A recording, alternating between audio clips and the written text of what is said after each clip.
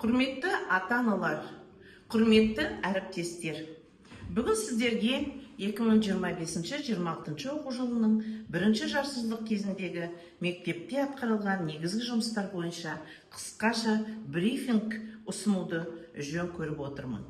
Ақтоғай жалпы орта білім беретін мектебі коммуналдық мемлекеттік мекемесінде 394 оқушы білім алуда.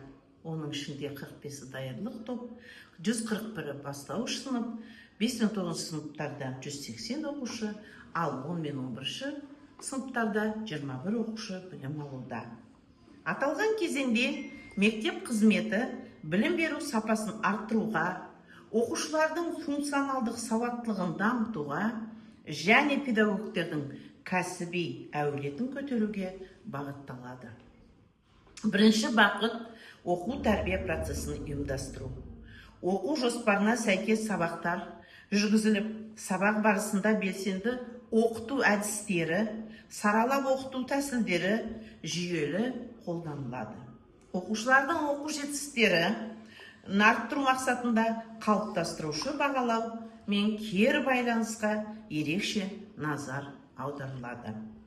Педагогтың кәсіби біліктілігі ол біздің екінші бағытымыз. Мектепте әдістемелік жұмыстар жоспарлы түрде іске асырылады.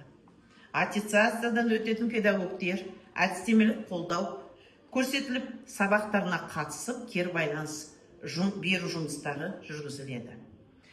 Бірлестік отырыстары, коучингтер, ашық сабақтар бұл үнемі жүргізілетін біздің жұмыстарымыз. Жас мамандарға тәлімгерлік жұмыстар жүйелі жүргізіліп, әдістемелік көмек көрсетіледі. Білім сапасының мониторингісі ол біздің үшінші бағытымыз. Оқушылардың білім деңгейіне жүйелі мониторинг жасалады. БЖБ-ТЖБ жұмыстары білім сапасын арттыру нақты шаралар қабылданады. УБТ-ға қатысатын 11-ші сыныптың 9 оқушысына жүйелі түрде жұмыстар жүргізіліп, дайындық барысында тесттер алынады. Тәрбие және құндылықтар бағыты ол 4-ші бағыт. Жалпы адамзаттық және ұлттық құндылықтарды қалыптастыруға бағытталған тәрбиелік шаралар өткізілді.